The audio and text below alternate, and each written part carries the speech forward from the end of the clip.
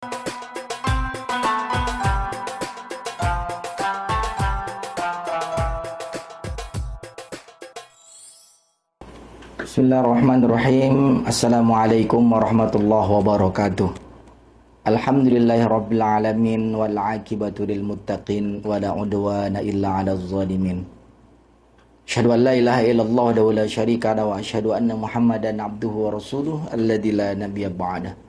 Allahumma shalli ala sayyidina Muhammad wa ala ali sayyidina Muhammad.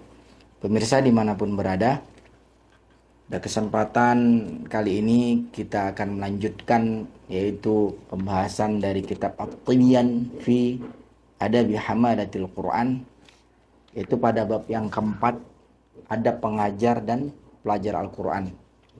Kita lanjut dengan pembahasan yaitu adab orang yang mempelajari Al-Quran. Ya. Di sini disebutkan bahwasannya semua yang telah disebutkan pada adab-adab seorang guru itu berlaku pada sang murid atau pelajar. Jadi di antara adab-adab seorang pelajar ialah memenuhi, yaitu menjauhi semua faktor yang menyebabkan ia lalai untuk belajar, kecuali bila ia dibutuhkan, ya. Jadi hendaknya ia menyucikan hati dari segala kotoran. Ya, ini adab orang yang untuk mempelajari Al-Quran. Menyucikan hati dari segala kotoran, maksudnya kotoran hati, agar layak menerima Al-Quran di dalam hati dan dirinya, dan mudah menghafalkannya, ya, dan memetik buahnya. Artinya dalam arti mendapat manfaat apa yang ia pelajari. Maka diriwayatkan secara sahih dari Rasulullah SAW, ya, bahwa beliau bersabda, "Ala inna fil jasadi mudghatan idza salahat salahal jasadu kulluh, wa idza fasadat fasadal jasadu kulluh, ala wahiyal qalbi." Jadi ketahuilah, sungguh kata Rasulullah, di dalam jasad itu ada segumpal darah, ya. Jika ia baik, baik pula seluruh jasad tersebut, dan jika ia rusak, maka rusak pula seluruh jasad tersebut. Ketahuilah, ala wahiyal qalbi, itu adalah hati. Maka adab dari orang yang mempelajari Al-Quran itu salah satunya adalah mensucikan hati dari segala kotoran hati. Agar apa? Agar bisa menerima pelajaran Al-Quran, agar bisa menghafalkannya dan memetik manfaat apa yang ia pelajari. Pemirsa dimanapun berada. Selanjutnya di sini disebutkan bahwasanya benarlah bahwasanya orang yang berkata hati yang baik itu cocok untuk menerima ilmu, sebagaimana tanah yang subur bagus untuk bercocok tanam. Artinya hati yang baik, yang bersih itu mudah untuk mendapatkan ilmu yang ia pelajari. Bukan hanya itu, penuntut ilmu atau adab untuk seorang yang mempelajari Al-Quran, itu yang pertama rendah hati dan juga bersikap sopan terhadap gurunya, terhadap siapa yang ia mintai ilmu. Artinya seorang guru harus dia hormati dan dihargai dan bersikap sopan.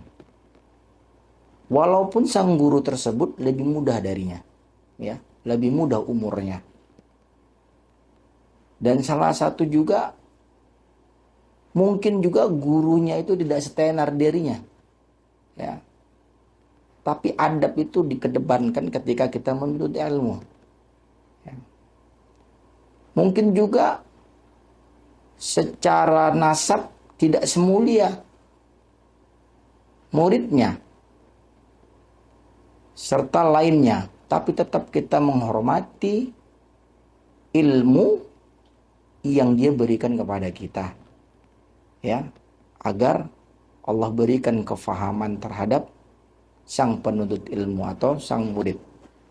Karena keberkahan guru itu lebih kita utamakan. Pemirsa dimanapun berada. Jadi mereka berkata, al-ilmu harbul lil fatah al-muta'adi, kasayri harbu lil makanil ali.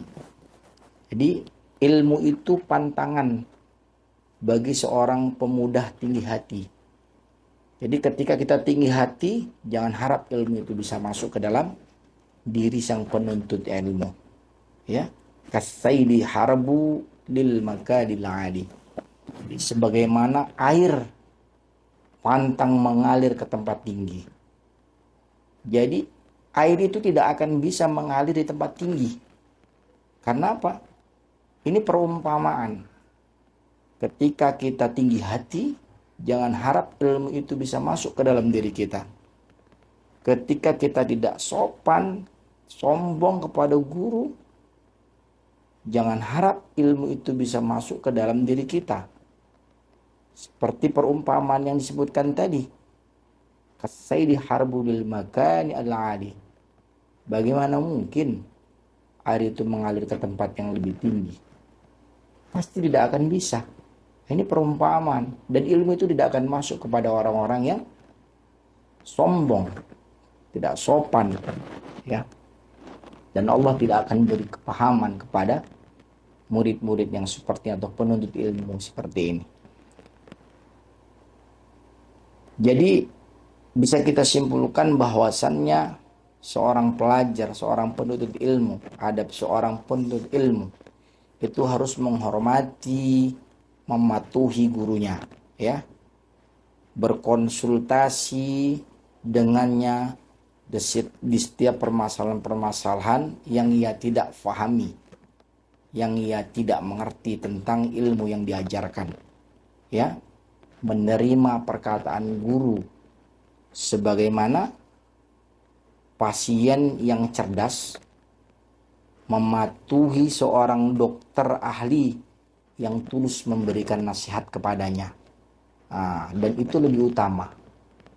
Walaupun si murid cerdas, tapi dia harus mematuhi kepada gurunya, hormat kepada gurunya. Sami'na wa ata'na. Karena itu lebih utama dan lebih mulia. Adab dikedepankan oleh seorang penuntut ilmu kepada gurunya. Pemirsa, dimanapun berada. Jadi itulah adab seorang yang mempelajari Al-Quran. Kesimpulannya adalah ketika kita belajar, ya, kita harus mempunyai adab, apalagi belajar Al-Quran, ya. Pembahasan yang kita bahas tadi dalam kitab ini, kita harus memuliakan guru, bersikap santun, sopan terhadap guru, walaupun guru itu lebih muda dari kita, walaupun kita cerdas, tapi tetap kita muliakan dan hormati guru, agar Allah Subhanahu wa taala memberikan pemahaman, kemudahan ketika kita menuntut ilmu, khususnya Al-Qur'an, ya. Karena yang diutamakan pada seorang penuntut ilmu adalah sikap rendah hati dan sopan terhadap gurunya, ya, dan hormat serta memuliakan seorang guru, agar Allah Subhanahu wa taala memberikan kefahaman dan kemudahan ketika menuntut ilmu kepada seorang guru. Mungkin hanya itu yang bisa kami sampaikan. Kita akan lanjutkan episode selanjutnya di kitab At-Tibyan. Kita tutup dengan doa kafaratul majlis.